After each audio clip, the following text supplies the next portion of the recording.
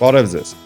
Facebook-ը աշխարհի ամենամեծ սոցկայքն է, որը մի քանի տարում ընկերների շփման համար նախատեսված հարթակից վերածվեց միլիոնավոր մարդկանց համար օրվա անբաժանելի մի մաս։ Facebook-ի պատմության սկիզբը սկսվում է ավելի վաղ, քան սոցիալական կայք տերմինի հիմնավորումը հանրության մեջ։ Այսօր IT Armedian ձեզ է ներկայացնում Facebook ընկերության հաջողության ճանապարհը։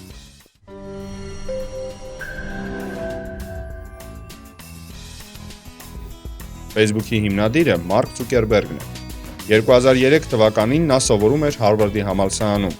եւ այդ ժամանակ էլ մի օր նա ջարդում է համալսարանի տվյալների բազան,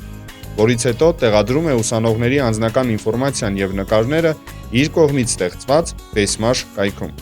Նպատակը ուղղակի ուսանողների մեջ հետաքրքրություն ստեղծելն էր հարթակի նկատմամբ։ Նրանք կարող էին գնահատել նկարները եւ որոշել, թե ում նկարն է ավելի լավը։ Բայց արդյունքը միայն բացասական արձագանքներն էին բոլորի կողմից։ Քանի որ այդ գեղեցկության մրցույթի մասնակիցներից ոչ մեկի թույլատվությունը Մարկը չէր հարցրել։ Համալսարանի կողմից եւս լավ արձագանք չստանալով Մարկը ստիպված է լինում ջնջել կայքը։ Բայց Ցուկերբերգը արդեն մեծ հեռանկար էր տեսնում այդ գաղափարի մեջ, եւ նրան ոչինչ այլևս չէր կարող հետ կանգնեցնել այդ մտքից։ Նա ցանկանում էր ստեղծել հարթակ, որտեղ մարդիկ կկարողանան ոչ միայն գնահատել նկարները, այլ նաև կարող են շփվել այդ հարթակի միջոցով։ Եվ այսպես, 2004 թվականին Մարկը ստեղծում է նոր կայք, անվանելով այն The Facebook։ Նոր հարթակի սկիզբը եւս սկանդալի պատճառ է դառնում։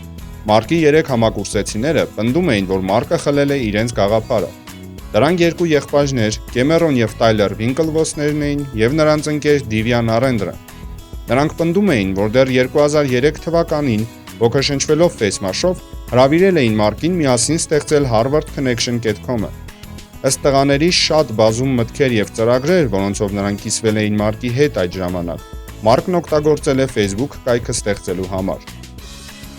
Մանրամասն խոսելը անիմաստ է, քանի որ մինչև օրս պարզ չէ, որ կողմն է ճիշտ։ Նշենք, որ ամեն ինչ վերջացավ 3 ընկերների այսպես կոչված հաղթանակով, քանի որ դատական երկար քննումներից հետո Facebook-ը պարտավորվեց վճարել նրանց շուրջ $65 միլիոն։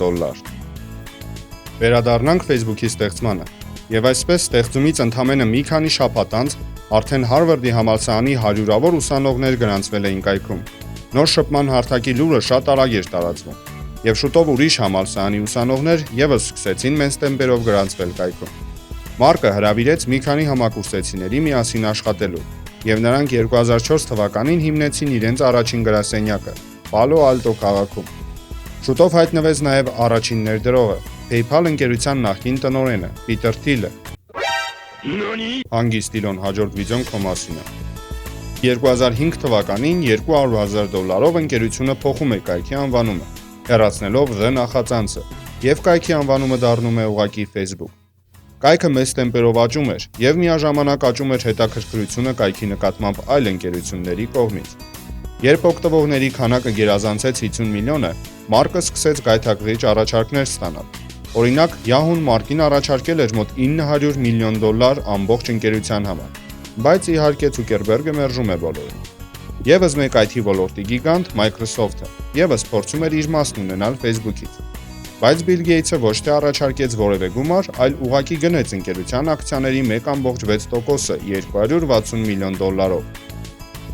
Այնուհետև Facebook-ը եւ Microsoft-ը անգամ որոշ ժամանակ համագործակցեցին։ Մինչև 2011 թվական Facebook-ում ցուցադրվում էր Microsoft-ի գովազդները։ Շուտով սմարթֆոնների հասանելի դառնալու հետևանքով Facebook-ը սկսեց աննկարագրելի տեմպերով աճել։ Կայքի մեծացման հետ համընթաց մեծանում էր նաև Facebook ընկերության գործունեության շրջանակները։ Ընկերությունը սկսեց գնել այլ ծառայություններ, որոնցից ամենահայտնին Instagram-ն է։ Facebook-ը գնում է Instagram-ը 2012 թվականին վճարելով $1 միլիարդ, եւ այդ քայլով ոչ միայն նրանք շահում են ֆինանսական տեսանկյունից, այլև համաշխարհային շուկայից վերացնում են եւս մեկ հեռանկար ունեցող մրցակցի։ Հաջորդ հաջողակ գնումներից մեկը դա WhatsApp-ի գնումն էր, որի համար Facebook-ը 2014 թվականին վճարել էր $16 միլիարդ։ WhatsApp-ի հիմնադիրը, իդեպ ուկրաինացի Յան Կումը, այսօր Facebook-ի տնօրենների խորհրդի անդամ է, իսկ WhatsApp-ից օգտվողների քանակը գերազանցում է 1 միլիարդը։ Հարկ է նշել եւս մեկ ծառայության մասին։ Facebook կայքը շատ մեծ քաղաքական արժեք ունի։ Ամեն ինչ սկսվեց 2011 թվականին, երբ Եգիպտոսում հեղափոխականների համար Facebook-ը ծառայում էր որպես շփման ապահով միջոց։ Շատ երկրներում Facebook-ը կատարեց հավաքների եւ ցույցերի ստեղծման եւ հետագա կառավարման հարթակ։ Այդ երկրների շարքում է նաեւ մեր երկիրը, Հայաստանը։ 2018 թվականին տեղի ունեցած հեղափոխության հաջող ավարտի զգալի մասնաբաժինը հենց Facebook-ինն է։ Նիկոլ Փաշինյանը հենց Facebook-ի միջոցով էր նշանակում ցույցերը եւ այդ ընթացքում Հայաստանում ռեկորդային ակտիվություն էր գրանցվել Facebook-ում։ Այսպիսով, Facebook-ի պատմությունը կարելի է ասել եւս մեկ ապացույց է, որ ամեն ինչ քո ձեռքերում է, եւ մեծ ցանկության դեպքում անգամ ոչ միշտ արդար եւ ազնիվ ձևով դու կարող ես հասնել քո նպատակին։ Այսօր կայքից օգտվում են միլիարդավոր մարդիկ ամեն օր, իսկ Facebook-ի արժեքը գերազանցում է 300 միլիարդը։ Շուրջ 30,000 աշխատակից ամեն օր այցելում են Facebook-ի գրասենյակները։ Ընկերությունն էլ չի դադարում աճել եւ նորարար ծառայություններ պարգեւել ամբողջ աշխարհին։